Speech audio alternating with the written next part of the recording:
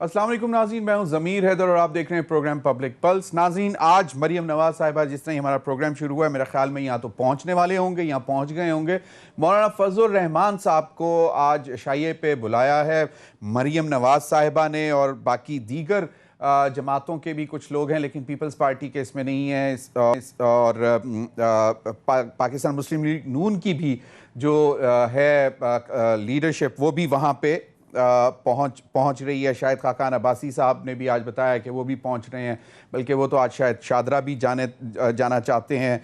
Prime minister Imran Khan के ख़िलाफ़ कोई मुकदमा, कोई FIR दर्ज कराना चाहते हैं। और बाकी हमारे साबिक़ गवर्नर मोहम्मद ज़ुबैर साहब, सीनियर रहनुमा पाकिस्तान मुस्लिम लीग नून के, वो भी और अता तारड़ साहब ये गए थे आज थाना शादरा में गिरफ्तारी देने, लेकिन वहाँ पे उनको किसी ने गिरफ्तार नहीं किया। फिर वहाँ पे उन्होंने मीडिया से भी बात की।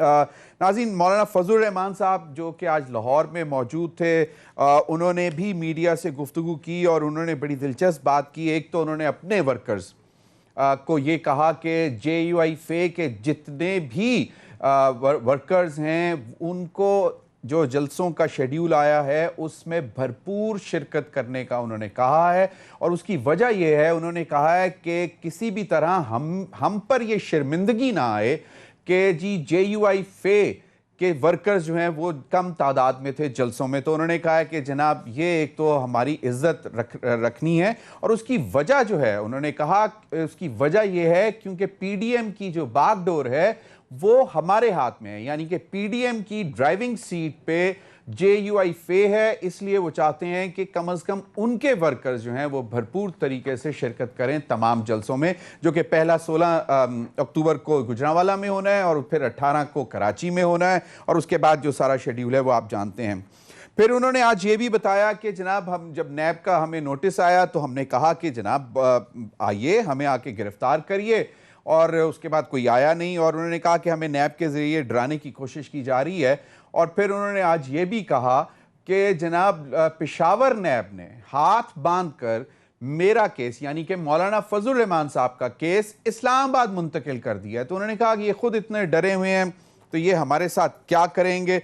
दूसरी जानिब इस्लामाबाद हाई कोर्ट में आज फॉरेन ऑफिस के, जो कि लंदन हाई कमीशन में मौजूद हैं, पाकिस्तानी हाई कमीशन के जो एहलकार हैं, उनका आज बयान रिकॉर्ड करवाया गया और वो बताया गया, उन्होंने बताया कि जी बाकायदा तौर पर 2 दफ़ा गए, शायद इससे ज़ायद दफ़ा भी गए हैं, लेकिन जो उनको जो नोटिस सर्व किया गया है वो उन्होंने वसूल नहीं किया। उसके बाद आज जो प्रोसिक्यूटर नैब थे, उन्होंने एक बहुत दिलचस्प बात की। उन्होंने कहा कि जी कानून के मुताबिक नवाज शरीफ साहब की रिहाइश गाह के इतराफ़ जो है उसके सामने, यानी कि लाउड स्पीकर और ढोल बजाकर जो इश्तिहार तलबी है वो उनको वहाँ जाके ऐलानात, मतलब बाकायदा लाउड स्पीकर और ढोल बजाकर वहाँ ऐलान कर कर जो है उनको इश्तिहार दिया जा सकता है।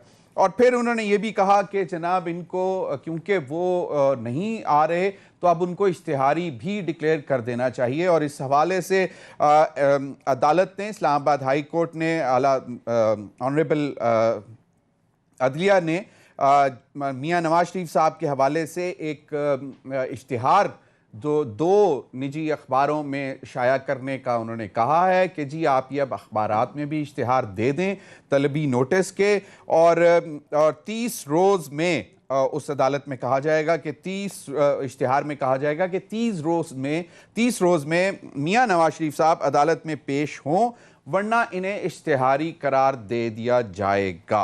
इन्हीं तमाम मामलात पर बात करने के लिए मुझे कराची से जो फरदौस शमीम नकवी साहब, लीडर ऑफ द अपोजिशन है प्रोविंशियल असम्बली में सिंध में, सीनियर रहनुमा पाकिस्तान तहरीक इंसाफ के, बहुत बहुत शुक्रिया शमीम नकवी साहब। शिज़ा फातिमा ख्वाजा, रुकन कौमी असम्बली, मेंबर कौमी असम्बली और सीनियर रहनुमा पाकिस्तान मुस्लिम लीग नवाज़ की, बहुत बहुत शुक्रिया शिज़ा आपका भी। और सलमान आबिद साहब, तज्जियाकार हैं, जो मुझे लाहौर स्टूडियो से ज्वाइन कर रहे हैं। सलमान साहब आपका भी बहुत बहुत शुक्रिया। मेरा ख्याल है कि पहले जो है शुरू कर लेते हैं कि जी इस्लामाबाद हाई कोर्ट में जो ये है, और मेरा ख्याल है तज्जिया पहले ले लेते हैं, फिर हम पार्टी की तरफ चले जाते हैं। सलमान आबिद साहब, आपका क्या ख्याल है कि ये बहुत ही एम्बैरेसिंग सिचुएशन नहीं हो जाएगी कि आप लाउड स्पीकर और ढोल वाले लंदन में हायर करके और मियां नवाज शरीफ साहब की उस रेजिडेंस के बाहर जाके जिसके हवाले से उनसे सवालात पूछे जा रहे थे, वहाँ पे जाके आप लाउड स्पीकर और ढोल बजाकर उनको नोटिस दें और इश्तिहार भी छपेंगे, तो ये एक बहुत ही एक 3 दफ़ा साबिक वज़ीर आज़म के हवाले से कुछ ज़्यादा नहीं है? ये इसकी इजाज़त तो नहीं देनी चाहिए। देखिए ज़मीर साहब, ये सिचुएशन खुद नवाज शरीफ साहब ने पैदा की है।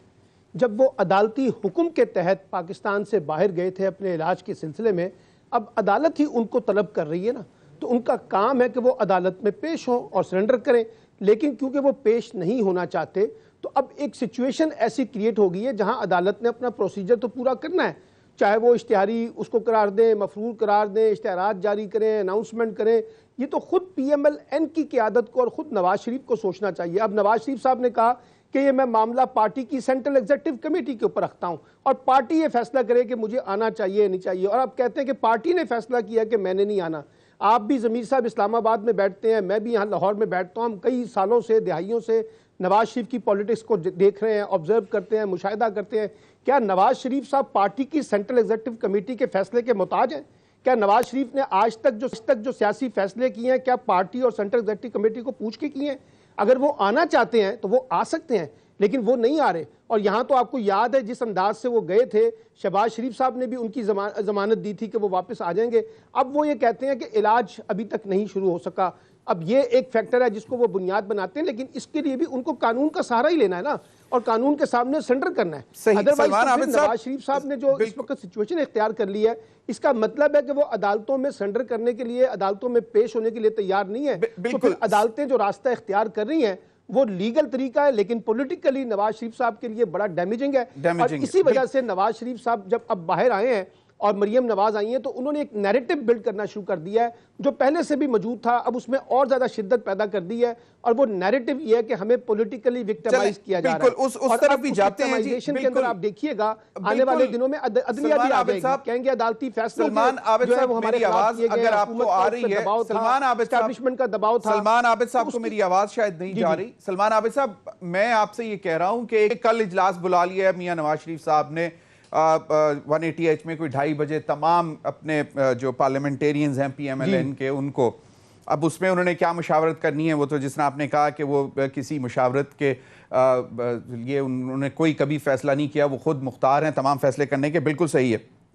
लेकिन जो सूरत हाल इस वक्त बनी हुई है पॉलिटिकल विक्टिमाइजेशन के हवाले से, तो आज डिनाई किया है शहजाद अकबर साहब ने, लेकिन कल तक तो ये था कि जो साबिक DG FIA थे, उन्होंने तो कहा है कि जी प्राइम मिनिस्टर ने मुझे बुलाकर कहा था, पहली मुलाकात में कहा था, फिर मुझे खसूसी तौर पर लाहौर भेजा गया बशीर मेमन साहब को, वहाँ से उनको ब्रीफिंग दी गई, 56 कंपनियों की फाइल्स दी गई और उन्होंने कहा, मैंने माजरत की कि जनाब ये तो प्रोविंशियल जो है एंटी करप्शन डिपार्टमेंट, उसका काम है, मेरा काम नहीं है। तो पॉलिटिकल विक्टिमाइजेशन का जो बयानिया है, तो वो तो लगता है कि शायद फिर सही है अगर ये जो नया स्टेटमेंट आ गई है बशीर मेमन साहब की।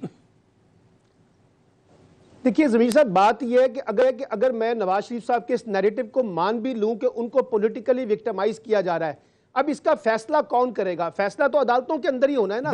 इन्हीं अदालतों के साथ ही नवाज शरीफ साहब को पहले भी रिलीफ मिला है, आइंदा भी रिलीफ मिल सकता है। तो उन्हें बुनियादी तौर पे तो अदालत के सामने सरेंडर करके अपना सारा मुकदमा पेश करना चाहिए ना। वहां से वो डिनाइल कर रहे हैं, वहां वो आने से गुरेज कर रहे हैं, तो वो तो खुद जानबूझ के अपने मुकदमे को पॉलिटिसाइज कर रहे हैं। बिल्कुल। शिजा फातिमा, आप की तरफ आता हूं, मुझे ये बताएं कि ये जो आज इस्लामाबाद हाई कोर्ट में मामला जिस तरह चला, अब अखबारात में इश्तिहार भी छपेंगे और फिर जो प्रोसिक्यूटर नैब उसने कहा कि जी कानूनी तौर पर ये हमें हक हासिल है कि वहाँ ढोल बजाकर और लाउड स्पीकर के जरिए लंदन में मियां नवाज शरीफ साहब के अपार्टमेंट के बाहर ये ऐलान किया जाए कि जनाब ये आपका इश्तिहार तलबी आया है, वसूल करें।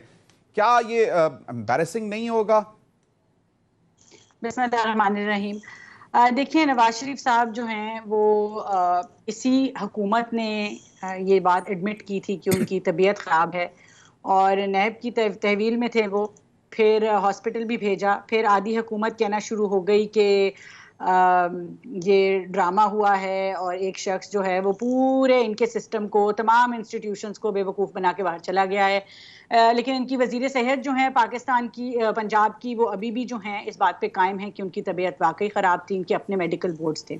अब बात यह है कि बीच में कोविड आ गया और यूके का जो NHS का सिस्टम है वो आप भी बेहतर जानते हैं कि वो एडमिट भी नहीं करते, और जब से ये कोविड है उसकी वजह से सर्जरीज भी जो हैं वो डिले हुई हैं। तो अब जब तक उनका इलाज नहीं होगा और उनकी सर्जरीज नहीं होंगी और उनके डॉक्टर जो हैं वो उनको वापस आने की हिदायत नहीं करेंगे, वो बिल्कुल वापस नहीं आएंगे, और जिस दिन उनका इलाज होगा वो वापस आएंगे। वो पिछले साल भी 2018 में भी वापस आए, हालांकि उनको पता था कि उनको एयरपोर्ट से गिरफ्तार किया जाएगा, और अपनी साहबजादी के साथ वापस आए, एयरपोर्ट पे गिरफ्तारी दी। और जितना मियां नवाज शरीफ ने जो है वो कोर्ट्स की पेशियों पे वो गए हैं, जितनी दफ़ा कोर्ट्स ने बुलाया है, वजीर आजम के तौर पे जाते रहे हैं, तो मेरा नहीं ख्याल कि हमें उनकी इस चीज़ के ऊपर किसी भी किस्म का कोई शक रह जाना चाहिए कि वो कोर्ट्स का एहतराम करते हैं, कोर्ट्स जब उनको बुलाती हैं तो वो पहुंचते हैं। लेकिन अगर उनकी सेहत की बात आएगी तो उनकी सेहत जो है वो हमें किसी भी चीज से जरूरी है, बिल्कुल। लेकिन अब ये जो अगर हुकूमत उसका ढोंग रचाना चाहती है और किसी एक दूसरे तो नैब के प्रोसिक्यूटर ने बात की है, हुकूमत का तो इसमें लेना देना नहीं है। हुकूमत रोक सकती है जी, चीफ एग्जीक्यूटिव जो है वो किसी भी वो मना इंस्टीट्यूशन कर के सकते ऊपर हैं। होता है। चलें, बिल्कुल बिल्कुल अगर आप नहीं ड्रामा करना चाहते, पाकिस्तान की इज्जत, बिल्कुल इंटेग्रिटी आपको मेंटेन करनी चाहिए और इस तरह की हरकतें की जरूरत नहीं पड़नी चाहिए, जरूरत नहीं पड़नी चाहिए। बिल्कुल सही, बिल्कुल। फिरदौस शमीम नकवी साहब, आपने सारा मामला सुन लिया। इस्लामाबाद हाई कोर्ट में चलें, वो तो शायद इजाज़त ना दें, प्राइम मिनिस्टर इमरान खान साहब भी इस चीज़ को शायद अच्छा ना समझें और दरख्वास्त ही कर सकते हैं। नैब क्योंकि एक आज़ाद इदारा है कि जी आपको ऐसे नहीं नोटिस पहुंचाना चाहिए, लेकिन अखबारात में इश्तिहार भी तो छपेंगे।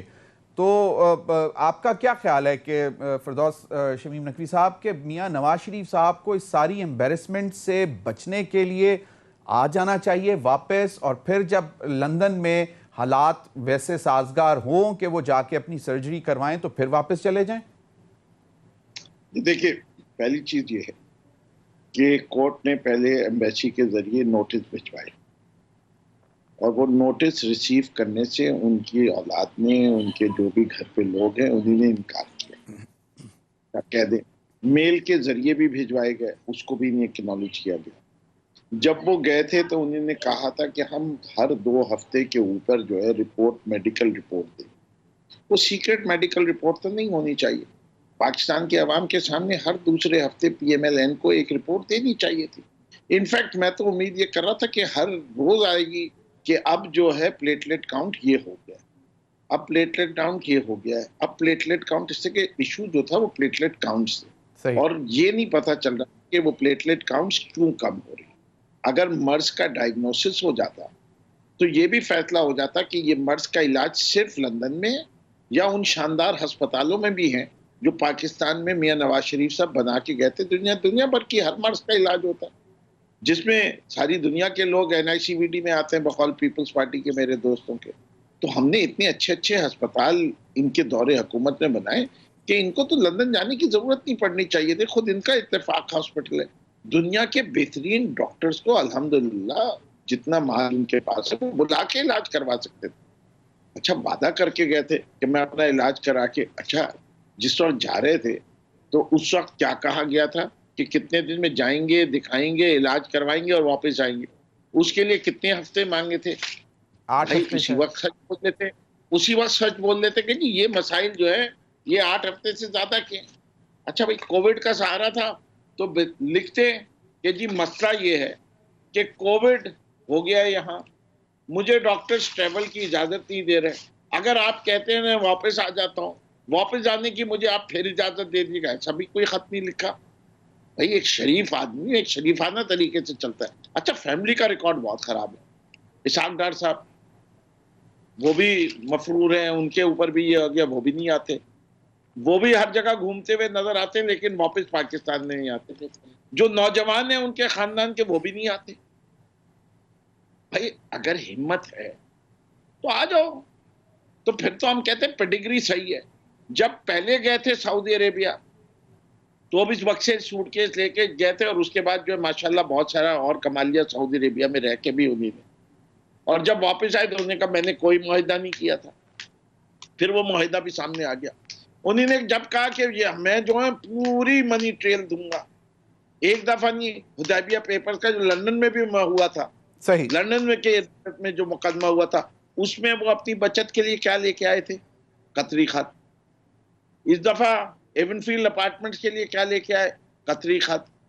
तो भाई ये सारी चीजें जो हैं वो अवाम, पाकिस्तान के अवाम को कॉमन सेंस की अपील की बात कर रहा हूं मैं। सही। मैं तो कोई ऐसी बात ही नहीं कर रहा। सही, और लेकिन मैं ये समझता हूं, मैं ये बात जरूर समझता हूं कि आज के दौर में अगर ढोल बजा के नैब ने ये काम लंदन में किया तो इसमें नवाज शरीफ की बदनामी कम होगी, हुकूमत पाकिस्तान की और हमारे अदालती निज़ाम की बदनामी ज्यादा होगी कि आज के दौर में ढोल बजा के किया जा रहा है। लेकिन इस नहज तक पहुंचाया कैसे?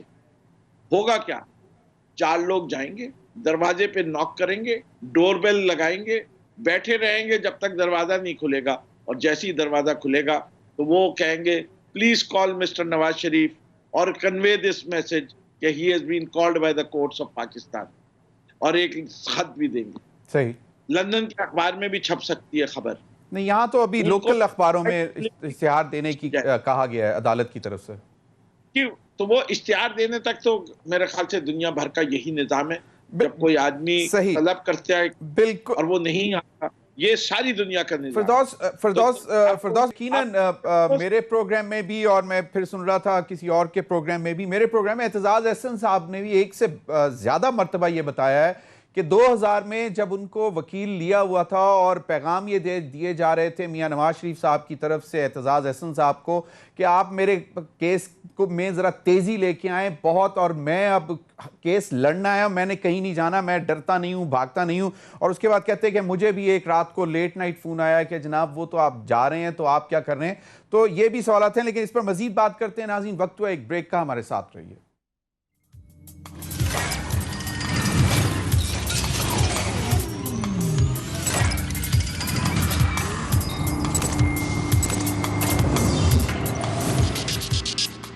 जी वेलकम बैक। नाज़रीन, शाहिद खाकान अब्बासी साहब ने आज मीडिया से गुफ्तगू की, उन्होंने बहुत सी बातें की और उसमें उन्होंने ये भी कहा कि वो अब शादरा जाकर इमरान खान साहब के खिलाफ FIR कटवाएंगे। वो क्या कह रहे थे, ज़रा सुन लीजिए।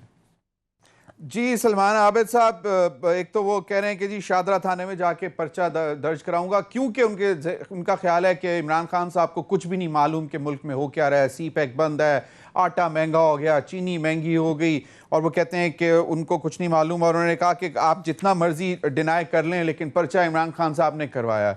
क्या कहते हैं कि ये अब PDM का जो फोरम है ये इन तमाम चीज़ों को देखते हुए मजबूत हो रहा है? मुस्लिम लीग नून का बयानिया ये है कि वज़ीर आज़म इमरान खान साहब जो है वो इख्तियारात नहीं रखते और उनके पास कोई इख्तियार नहीं है, वो एक पपिट वज़ीर आज़म है। असल रिमोट कंट्रोल जो है वो इस्टेब्लिशमेंट के पास है, जैसे नवाज शरीफ कहते हैं कि मेरी असल लड़ाई इस्टेब्लिशमेंट के खिलाफ है। अच्छा, दूसरी तरफ नैरेटिव ये है कि सारे मुकदमे इमरान खान के इमाम पे बन रहे हैं, और जो इस वक्त नैब उनके खिलाफ इंतकामी कार्रवाई कर रहा है वो भी इमरान खान साहब कर रहे हैं, हर चीज़ इमरान खान साहब कर रहे हैं। अगर इमरान खान साहब इतने बाख्तियार हैं तो फिर ये कहना कि वो उनके पास कोई इख्तियारात नहीं है, उनको कुछ पता नहीं है, ये भी एक ज़रा कॉन्ट्रडिक्शन बात है। दूसरी बात यह है कि देखिए, पाकिस्तान की सियासत में ये जो गद्दार वाली जो बात है ना, मैं तो हमेशा से इसका मुखालिफ रहा हूँ। अनफॉर्चुनेटली हमारी सियासत में सियासी जमातों ने भी एक दूसरे के खिलाफ ये हथियार इस्तेमाल किया है। खुद नवाज शरीफ साहब भी माजी में बेनज़ीर भुट्टो साहिबा के बारे में जो कुछ कहते रहे हैं, या जरदारी साहब के बारे में जो कुछ कहते रहे हैं, और पीपल्स पार्टी वाले किसके बारे में क्या कहते रहे हैं, और छोटे सूबों को तो खास तौर पे हमने हमेशा से गद्दार बनाकर पेश किया है। ये गद्दार पे बनाने वाली जो पॉलिटिक्स है, ये ना पाकिस्तान के मफाद में है, ना सियासत के मफाद में है, ना रियासत के मफाद में है, ना जमहूरियत के मफाद में है। इससे हमें बाहर। अब इमरान खान साहब कहते हैं कि जब इनका कोई बराह रास्त ताल्लुक नहीं है, उन्होंने कोई ऐसा गद्दारी का पर्चा दर्ज नहीं कराया, रियासत ने नहीं कराया, हुकूमत ने नहीं कराया, तो फिर प्राइम मिनिस्टर की जिम्मेदारी बनती है कि वो इस मुकदमे को खारिज करें और उस शख्स को खिलाफ इन्वेस्टिगेट करें कि कौन है उसके पीछे, कौन से मोहरकात हैं, किसने सपोर्ट किया, जो जाके इतनी तेजी से SHO ने भी पर्चा दर्ज कर लिया, वो भी चला गया। तो मुझे लगता है कि ये चीज़ें हैं। बाकी देखिए, अब हुकूमत का तो मसला है, हुकूमत तो इस पूरे मामले को पॉलिटिसाइज करेगी, अब अपोजिशन जो है वो इस सारे मामले को पॉलिटिसाइज करेगी, उनका राइट है, वो यही करेंगे। लेकिन सवाल यह है कि हुकूमत के अंदर भी इतने लोग जब टीवी पे आके इस तरह की बातें करेंगे, तो मुझे लगता है कि जो असल काम है हुकूमत का वो नहीं कर पा रहे, और सारे के सारे लोग एक ही मसले के ऊपर आकर उलझ कर रह गए हैं। बिल्कुल, आजकल सियासत गर्म है और आम लोगों के मसाइल, खासतौर पर महंगाई, जो है उस तरफ शायद इतनी तवज्जो नहीं है। लेकिन इमरान खान साहब का शुक्रिया, क्योंकि कल ही हमने परसों ही बताया था कि हफीज़ शेख साहब ने उनको कहा था कि जी हमें अशिया की कीमतों में इजाफा करना पड़ेगा, ख़ासतौर पर गंदम और चीनी में, क्योंकि जो इंपोर्ट करेंगे वो फिजिबल नहीं रहेगी। और प्राइम मिनिस्टर ने बहुत बरहमी का इजहार किया, जिस पर उन्होंने कहा कि आपने तो कल को चले जाना है, तो लोगों ने तो गिरबान हमारा पकड़ना है। तो हफीज शेख साहब ने कहा कि जी मैं कल का क्या, आज चला जाता हूं। फिर रजाक दाऊद साहब ने, लेकिन आज जो ईसीसी का फैसला आया उसमें यह बात साबित हो गई कि मिनिस्ट्री ऑफ इंडस्ट्रीज ने दरख्वास्त की थी इंक्रीज की, और उन्होंने तजवीज़ भी की थी कि अशिया की कीमतों में इजाफा किया जाए, लेकिन वो ईसीसी के आज इजलास में वो मुस्तरद कर दिया गया। बिल्कुल शिजा फातिमा, ये मौलाना फजलुर रहमान साहब ने जो आज बात की, वो कहते हैं कि जी पीडीएम की बागडोर हमारे हाथ में है, तो इसलिए ओनस उन्हीं पे है। उन्होंने कहा कि हमें शर्मिंदा ना करें। तो आपका क्या ख्याल है कि चलें वो तो जेयूआई फे के वर्कर्स तो आ ही जाते हैं, क्या पीएमएलएन और पीपीपी इतनी चार्ज है कि वो भरपूर मतलब एक शो होगा, बड़ा शो? मैं थोड़ा सा पहले रिस्पॉन्ड करना चाहूँगी, मैं आपके सवाल पे फिर आती हूँ। पहली बात तो ये है कि जहाँ तक तो दहशतगर्दी का मुकदमा है और इमरान खान का रोल है, बात ये है कि गद्दारी का जी, दहशतगर्दी नहीं, सॉरी गद्दारी का। एक्स डीजी FIA साहब की जो एक आया है, जो उन्होंने इमरान खान साहब को एक्सपोज किया है, वो उनके माइंडसेट को एक्सपोज करता है। जो वजीर आजम एक इदारे के हेड को अपने दफ्तर बुला के कह सकता है कि ख्वाजा आसिफ के खिलाफ गद्दारी का मुकदमा चलाओ, मरियम नवाज के खिलाफ दहशतगर्दी का मुकदमा चलाओ, उसका माइंडसेट जो है वो इससे क्लियर होता है कि वो किस कदर जो है वो पॉलिटिकली विंडिक्टिव है। सियासी इंतकाम इनके जहनों पे सवार है, क्योंकि ये सियासी और मुआशी मैदान में बिल्कुल भी परफॉर्म नहीं कर सके। इनके अंडर एक इंस्टीट्यूशनल कोलैप्स हमें नजर आता है। इन्होंने इंडियन लोगों से मिलने का इल्जाम लगाया मरियम नवाज साहिबा पे, प्रूफ लेके आए। आपके स्पोक्स पर्सन इतनी बड़ी बात कर देते हैं, एक प्रोपेगेंडा चला रहे हैं हमारे खिलाफ, पूरे मुल्क में इंतशार फैला रहे हैं कि ये गद्दारी के हमारे ऊपर फतवे दे रहे हैं। कोई कहता है इंडियन एजेंट हैं, कोई कहता है भारत का बयानिया है। तो या तो प्रूव करें, और अगर किसी ने फिर गद्दारी का मुकदमा कर लिया, तो अगर आप वाकई मानते हैं कि हम इंडियन एजेंट हैं, भारतीय बयानिए पे चल रहे हैं, तो मुकदमे को बैक करें। एक तरफ जाए ना, मतलब ये दोहरी पॉलिसी जो है लोगों को बेवकूफ ना बनाए। अब आ जाए एक मिनट, अब आ जाए जी के लोगों, हमारी पीडीएम का जो बात है, एक चीज मैं उससे पहले फिरदौस साहब की बात पे कमेंट करना चाहूंगी। देखिए, पेडिग्री पे ना आए, पेडिग्री पे आए तो हम फिर वो बातें करेंगे जो पब्लिक में करने वाली नहीं है। बात यह है कि मियां नवाज शरीफ इस मुल्क की सियासत का वाहिद वो शख्स है जो अपनी गिरफ्तारी देने मुल्क वापस आया था। बिल्कुल, आप ये पहले भी कह चुकी हैं जी, बिल्कुल उसमें कोई दो राय नहीं है। पेडिग्री की अगर बात की तो फिर हम इमरान खान साहब की वहां पहुंचेंगे, फिर आप लोग जो है फिर हमें चलें, आपका मौकफ आ गया, वेरी राइटली सर जी, ठीक है। आगे बात आई एहतसाब की। अगर एहतसाब NRO की बात आई जी, JKT को दिया, जुल्फी बुखारी को दिया, आपने फैसल वाडा को दिया, अलीमा खान को दिया, BRT पे दिया, आमिर कियानी को दिया, बाबर अता को दिया, आज पोलियो पंजाब में फैल गया है। NROs तो आपने ऐसे बांटे जिस तरह जो है वो कोई लड्डू होते हैं किसी को देने वाले। तो ये इस तरह के मजाक ना किया करें। चलें, सही, PDM की जो बात है और हमारे वर्कर के चार्ज होने की बात है, देखिए इस वक्त मुआशी हालात ये हैं पाकिस्तान के कि आटा अपनी तारीख की महंगी तरीन सतह पे है। कोई इमरान खान का शुक्रिया नहीं है कि वो मजीद बढ़ने नहीं दे रहे, ये आटा बढ़ेगा। और एक वो वक्त आने को हमें नजर आ रहा है कि आटा जो है वो पैसे देने पे आपको नहीं मिलेगा, और अल्लाह ना करे, अल्लाह रहम करे जी, कोशिश हुकूमत की ये है कि आज हमारी national security, national food security है, उसकी मिनिमम सतह से नीचे जो है वो आटा क्यों गया? आपने किसी को रेप्रिमांड किया? कौन है? चलें ये पूछ लेते हैं जी, फिरदौस शमीम नकवी साहब से पूछ लेते हैं, क्योंकि वफाकी हुकूमत ने एक दफा फिर ये इल्जाम लगाया कि जी सिंध ने रिलीज नहीं की गंदम बर वक्त, और उस वजह से पंजाब से और इंटर प्रोविंशियल स्मगलिंग भी हुई, इस वजह से प्राइसेस बढ़ गई। क्या कहते हैं फिरदौस शमीम नकवी साहब? एक तो ये भी बता दें कि अगर जो बशीर मेमन साहब ने नया पंडोरा बॉक्स खोला है, जिस तरह शिजा फातिमा ने कहा कि अब ये और इतने सारे NROs आप भी दे चुके हुए हैं, तो एक आध और सही। देखिए, पहली चीज तो ये कि एक भी NRO नहीं दिया गया, न देने का इरादा है। शुगर कमीशन की पे इंक्वायरी चल रही है, 4 इदारे हैं जो पहले कहते थे कि कभी रिपोर्ट नहीं आएगी, वो रिपोर्ट भी आ गई, और जो इंक्वायरी हो रही है उसके नतीजे हैं वो भी वक्त पे आ जाएंगे। हम उन लोगों में से नहीं है कि हम डॉन लीग्स की दबा दें, हम हुसैन हक्कानी वाला दबा दें, बाकी केसेस दबा दें और उनकी कोई रिपोर्ट ना शायद। यहाँ तक देखिए, मैं आप सबसे एक सवाल पूछता हूँ, आप लोगों ने शैतान को देखा है कभी? कोई नहीं। कह सकता है कि शैतान को देखा है? शैतान को देखा नहीं जाता। शैतान के हर वो जो वसवसे डालता है, उससे आप पहचानते हैं कि शैतान मौजूद है। इसी तरीके से फायदा किसको पहुंचा उस तकरीर का जो नवाज शरीफ साहब की हुई, वो अगर हिंदुस्तान ने उससे फायदा उठा रहा है तो इसके मतलब ये कि हिंदुस्तान का बयानिया हमने भी ओन कर लिया। हमने अपने दुश्मन को एक कुछ ना कुछ हथियार दे दिए कि वो हमारी फौज और इंस्टीट्यूशन पे अटैक करे। पाकिस्तान की एग्जिस्टेंस के लिए जितनी पाकिस्तान आर्मी का रोल है इस वक्त, उसको कोई डिनाई नहीं कर सकता।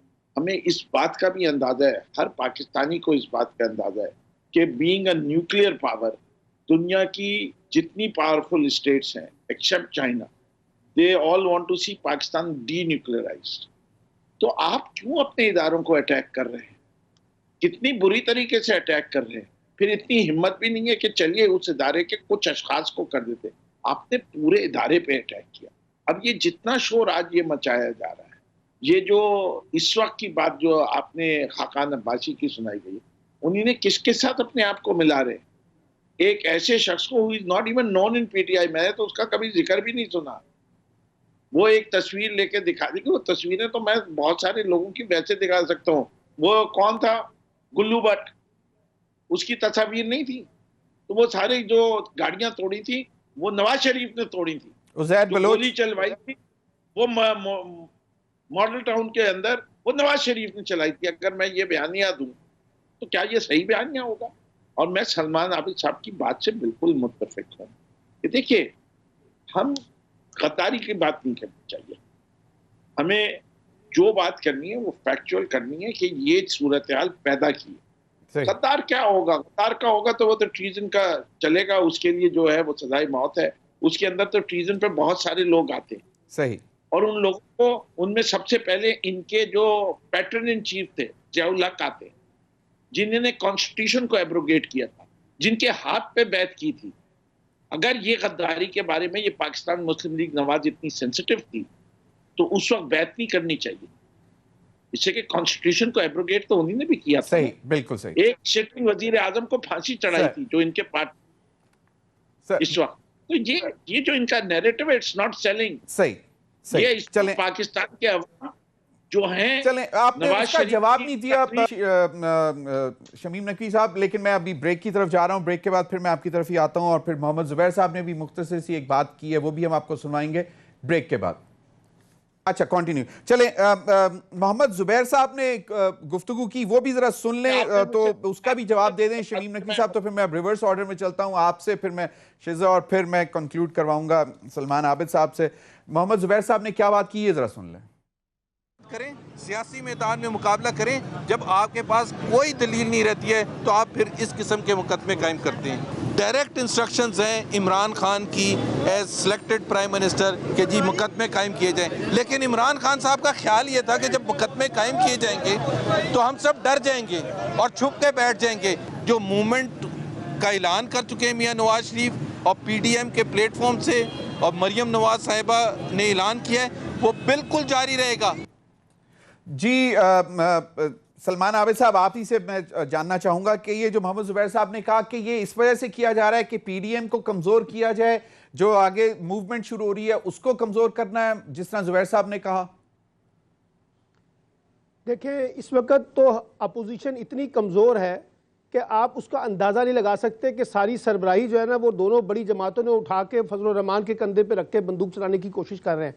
अब मोहम्मद जुबैर साहब की हालत तो ये है कि ये जनाब इस वक्त जनरल बाजवा के साथ DGISI के साथ एक साजबाज करके मामलात की मफामत करा रहे थे, जिसका एतराफ़ हर सतह से किया गया है। अब उनको नवाज शरीफ और मरियम नवाज का तर्जुमान बना दिया गया। तो पहले मोहम्मद जुबैर साहब से पूछें, आप किसके इमा पर ये सारे मामलात तय करने के लिए मामलात तय कर रहे थे?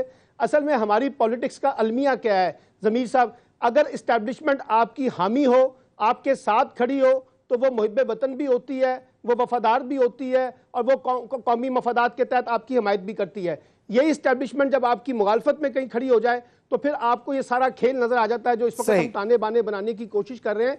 बात बड़ी सादी सी है कि पाकिस्तान की सियासत में ना इस्टेब्लिशमेंट कोई बहुत ज़्यादा शफाफ है और ना हमारी सियासत उस तरह से शफाफ है। दोनों तरफ से गलतियां हुई हैं माजी के अंदर। अगर दोनों अपनी इस्लाह करना चाहते हैं तो फिर आपको एक नया नैरेटिव बिल्ड करना पड़ेगा। बिल्कुल, ये इदारों पर जिस किस्म की बिल्कुल सही सलमान आबिद साहब, बिल्कुल सही फरमाया। मुझे भी कहा जा रहा है वक्त हुआ एक ब्रेक का। नाज़रीन, ब्रेक के बाद हाजिर होते हैं।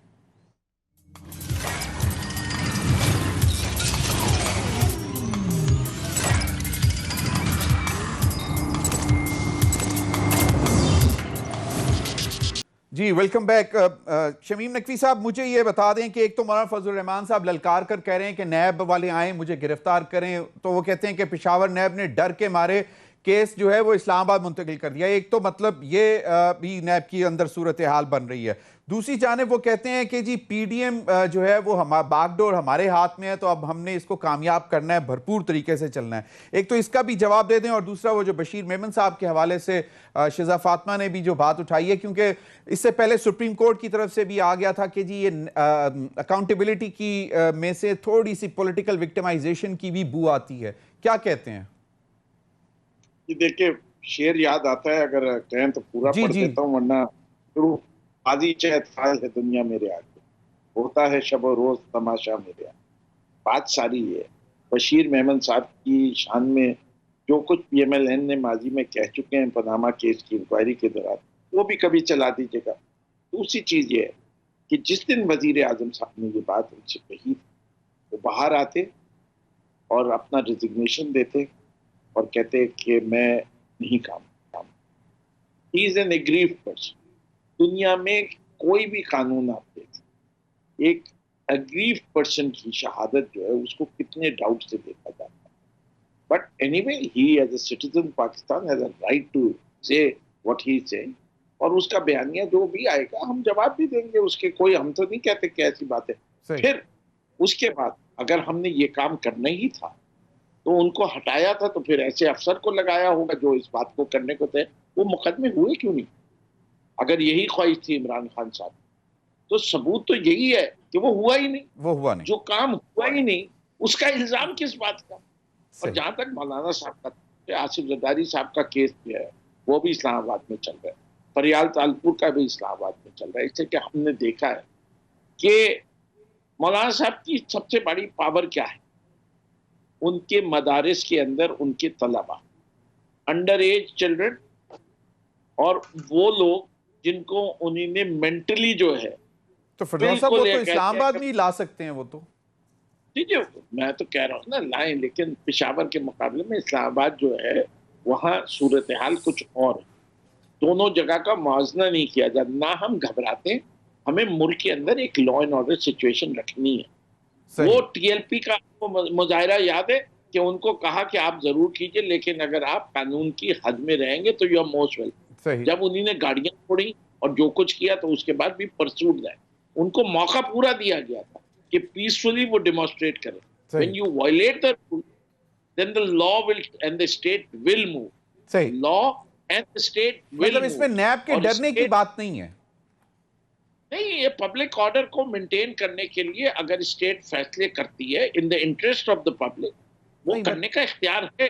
नैब इज एन इंडिपेंडेंट ऑर्गेनाइजेशन। आपने ये होगा कि ये, और देखिए मैं आपको पहले ही कह चुका हूँ, ये पूरा पीडीएम का सिलसिला और ये जो इस वक्त चल रहे हैं, जो जुबैर साहब की तकरीर के ऊपर भी आप कमेंट कर रहे थे, वो यही सोचिए कि अगर इतने जीदार लोग हैं तो इसाक डार आ जाते, वो मफरूर ना होते। नवाज शरीफ के साहबजादे आ जाते, वो मफरूर और इश्तिहारी नहीं होते। इतने जीदार है तो लाओ ना। ये सब हजरात दोनों सेंट्रल एग्जीक्यूटिव कमेटी के मेंबर भी हैं, स्पोक्स। सही, मतलब पीडीएम को खतरा नहीं है। आप लोग पीडीएम से नहीं डरे हुए। अच्छा चलें, शिजा आपकी आवाज शायद म्यूट हो गई। शिजा, मुझे ये बताएं कि ये जो मौलाना फजल रहमान साहब की जो गुफ्तगू है, उसके बाद जो जुबैर साहब ने भी बात की, वाकई ऐसा है कि आपको लगता है कि ये सारे जो हरबे किए जा रहे हैं ये इसलिए कि पीडीएम को कमजोर किया जाए? देखिए, पीडीएम जो है वो एक अवामी मूवमेंट होगी और वो इस तरह इन चीज़ों से ये बिल्कुल ये हरबे तो अपनाएंगे लेकिन कमज़ोर नहीं होगी। मैं थोड़ा सा रिस्पॉन्ड करूंगी जी कि ये बात हुई कि शुगर इंक्वायरी कमीशन की रिपोर्ट, शुगर इंक्वायरी कमीशन की रिपोर्ट ने कहा कि एक्सपोर्ट की वजह से जो है वो कीमत बढ़ी और उसकी वजह से 100 अरब से ज़्यादा गरीब आवाम का पैसा शुगर मालिकान को गया, जिसकी 20% जो प्रॉफिट है वो डायरेक्ट जहांगीर तरीन को जाता है और 18% जो नेशनल शेयर है वो खुसरो बख्तियार और उनके भाई का है, जो दोनों इनके वज़रा हैं। तो बेनिफिशरी की बात इन्होंने की ना कि बेनिफिशरी कौन होता है उससे पता चलता है कि किसका, तो ये बेनिफिशरीज भी सामने हैं, रिपोर्ट भी सामने है। करें इमरान खान के खिलाफ कार्रवाई और करें उनके नैब का केस, अच्छे सिटीजन होश फिरदौस शमीम नकवी साहब नैब जाएं, कार्रवाई करें, दें इमरान खान के खिलाफ एक नोटिस कि इसने जो है मालम जब्बा में भी इंक्वायरी खुल गई। आगे आ जाए हिंदुस्तान पे।